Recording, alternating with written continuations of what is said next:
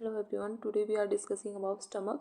Stomach क्या है? जे shaped enlargement of GI tract. ये जीआई ट्रैक का पार्ट होता है जो कि जे शेप्ड का होता है. किसके बीच में? ईसोफेगर और स्मॉल इंटेस्टाइन के बीच में प्रेजेंट रहता है.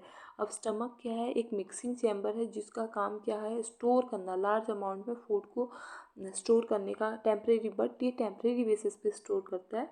स्टमक क्या है? जे शेप्ड का ऑर्गन है. किसका पार्ट है? एलिमेंट्री कैनाल का. किसके बीच में प्रेजेंट रहता है? ईसोफेगस और स्मॉल इंटेस्टाइन के बीच में ये प्रेजेंट है. लोकेशन की बात करें तो ये एब्डोमिनल कैविटी में प्रेजेंट रहता है, लेकिन ये सिचुएटेड होता है एपिगैस्ट्रिक, एम्बेलिकल और लेफ्ट हाइड्रोकॉन्ड्रियल रीजन. एपिगैस्ट्रिक जो रीजन होता है, ये एपिगैस्ट्रिक रीजन है, ये एम्बेलिकल रीजन है और ये हाइपोकॉन्ड्रियल रीजन है. अब इसमें बात करते हैं लोकेशन के बाद स्ट्रक्चर की बात करें तो इसमें कार्डिया, फंडस, बॉडी और पाइलोरस रीजन प्रेजेंट रहता है. पहले डायग्राम को समझ लेते हैं, देन ये स्टमक है. स्टमक में स्टार्टिंग में यहाँ पे कार्डियक स्पिंक्चर्स प्रेजेंट रहते हैं जो कि फूड को अलाउ करते हैं. कहाँ पे? स्टमक में. और यहाँ पे पाइलोरस स्पिंक्चर प्रेजेंट रहते हैं जो कि फूड को अलाउ करते हैं डियोडिनम में, मतलब कि स्मॉल इंटेस्टाइन में अलाउ करते हैं. दो स्पिंक्चर प्रेजेंट रहते हैं. अब इसके पार्ट को डिवाइड किया जाए तो एक होता है कार्डियक पार्ट, हम स्टमक के पार्ट को डिवाइड कर रहे हैं. दूसरा होता है फंडस, तीसरी होती है बॉडी और फोर्थ होता है पाइलोरस. पाइलोरस को सब डिवाइड करते हैं पाइलोरस एंट्रम और पाइलोरस कैनाल. जो ये वाला पोर्शन होता है जो बॉडी से कनेक्टेड होता है इसको एंट्रम बोलते हैं, और कैनाल किसे बोलते हैं? जो पाइलोरस का ड्यूडेनम वाले पोर्शन से कनेक्टेड होगा उसको पाइलोरस कैनाल बोलेंगे. इसमें क्या होता है? फोल्डेड होते हैं, गैस्ट्रिक फोल्डेड होते हैं, इसको बोलते हैं रुगे. और इसमें दो क्या होते हैं? कर्वेचर होते हैं. एक होता है गैस्ट्रिक कर्वेचर और एक होता है लेजर कर्वेचर. ये जो वाला कर्वेचर होता है इसको कॉन्वेक्स फॉर्म में होता है और ये होता है कॉन्केव फॉर्म में. तो इसमें पार्ट की बात करें तो इसमें 4 पार्ट होते हैं: कार्डियक, फंडस, बॉडी और पाइलोरस. और इसमें स्पिंक्चर्स की बात करें तो 2 स्पिंक्चर्स होते हैं, पाइलोरिक और कार्डियक स्पिंक्चर्स होते हैं. और कर्वेचर की बात करें तो गैस्ट्रिक कर्वेचर और लेजर कर्वेचर इसमें प्रेजेंट रहते हैं. और इसमें रूगे प्रेजेंट रहते हैं. क्या बोलते हैं? रूगे, जो कि गैस्ट्रिक फोल्ड होते हैं. अब बात करते हैं थ्योरी की.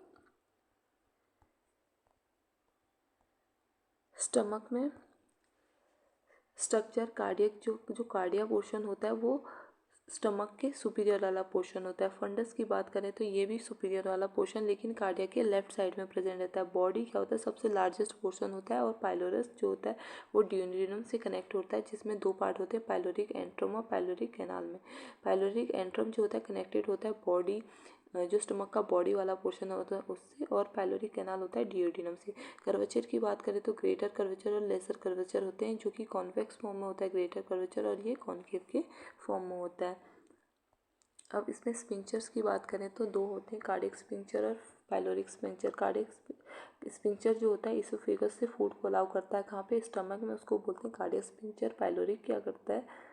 स्टमक से डियोडिनम में, स्मॉल इंटेस्टाइन में फूड को अलाउ करेगा, तो उसको बोलते हैं पाइलोरिक स्पिंक्चर.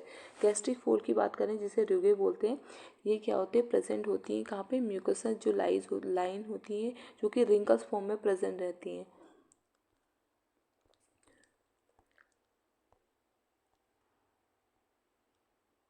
अब बात करते हैं इसके स्ट्रक्चर की. जो ये लेयर है इसमें क्या होते हैं?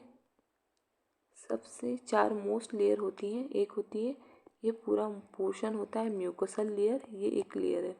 सेकेंड है मस्कुलरिस लेयर, थर्ड है सब म्यूकोसा, और जो आउटर मोस्ट लेयर होती है उसको बोलते हैं सिरोसा. तो इसमें क्या होती है? 4 लेयर होती है. किसमें? स्टमक में 4 लेयर होती है. जो फर्स्ट लेयर होती है म्यूकोसा, वो मोस्ट इंपॉर्टेंट लेयर होती है क्योंकि उसमें म्यूकोसल सेल प्रेजेंट रहते हैं, पेराइटल सेल प्रेजेंट रहते हैं, चीफ सेल प्रेजेंट रहते हैं और जी सेल. ये तीनों सेल जो होती हैं, म्यूकोसल, पेराइटल और चीफ सेल, ये होती हैं, ये एक्सोक्राइन की तरह वर्क करती है. और जो जी सेल होती है ये एंडोक्राइन की तरह वर्क करती है. जो एक्सोक्राइन सेल होती है इनको गैस्ट्रिक जूस भी बोलते हैं. और जी सेल क्या है? हमारा एंडोक्राइन सेल है, हार्मोन है. अब जो म्यूकोसा सेल होती है म्यूकोसा का सिक्रीशन करती है पैराइटल सेल, और एचसीएल और इंट्रिंसिक फैक्टर का सिक्रीशन करती है। एचसीएल क्या करता है, डाइजेशन में हेल्प करता है, और जो इंट्रिंसिक फैक्टर होता है वो विटामिन B12 को एब्जॉर्ब करने में हेल्प करता है। और जो चीफ सेल होती है पेप्सिनोजन और लाइपेज का सिक्रीशन करती है। पेप्सिनोजन क्या करता है, प्रोटीन का ब्रेकडाउन करने में हेल्प करता है, और लाइपेज लिपिड्स के ब्रेकडाउन में हेल्प करता है। जी सेल्स क्या करती हैं, गैस्ट्रिन का सिक्रीशन करती है। ये गैस्ट्रिन क्या करता है, जितने भी सिक्रीशन हो रहे हैं उनको रेगुलेट करने का काम करता है। दूसरा काम होता है स्टमक में जितनी भी मोटिलिटी हो रही है उसको कंट्रोल करने का काम कौन करता है, जी सेल से जो गैस्ट्रिन रिलीज हो रहा है। और जो मस्कुलरिस और सब म्यूकोसा लेयर है वो म्यूकस के बाद आती है, और जो फाइनल आउटर मोस्ट लेयर होती है वो होती है सीरोसा। ये लेयर्स है। लेयर की स्टडी करने को या टिश्यू की स्टडी करने को हम क्या बोलते हैं, हिस्टोलॉजी बोलते हैं। तो स्टमक वॉल में 4 लेयर होती है, म्यूकोसा, सब म्यूकोसा, मस्कुलरिस और सीरोसा। म्यूकस लेयर की बात करें तो इसको गैस्ट्रिक ग्लैंड भी बोलते हैं। इसमें जो गैस्ट्रिक ग्लैंड होती हैं इसमें एक्सोक्राइन और एंडोक्राइन दोनों ग्लैंड ये कंटेन करता है। म्यूकस नेक सेल जो होती है वो म्यूकस का सिक्रीशन करती है। चीफ सेल क्या करती है, पेप्सिनोजन और गैस्ट्रिक लाइपेज का सिक्रीशन करती है। पैराइटल सेल जो होती है इंटेंसिव फैक्टर जो कि विटामिन B12 को एब्जॉर्ब करने में हेल्प करती है, और एचसीएल का सिक्रीशन करती है। ये तीनों जो कलेक्टिव फॉर्म होता है उसको बोलते हैं गैस्ट्रिक जूल। और जी सेल जो होती है एंडोक्राइन सेल्स होती हैं जो कि पाइलोरिक एंट्रम में रिलीज प्रेजेंट रहती है, जो कि सिक्रीट करती है गैस्ट्रिन का ब्लड स्ट्रीम में, जो कि कंट्रोल करता है ओवरऑल जो स्टमक की एक्टिविटी है उसको कंट्रोल करने का काम करता है। उसके बाद होती है submucosa layer, then muscularis and outermost layer को हम सिरोसा बोलते हैं। आर्टरीज की बात करें तो gastric artery, colic artery present रहती है। वीनस की बात करें तो इसमें पोर्टल वेन प्रेजेंट रहती है।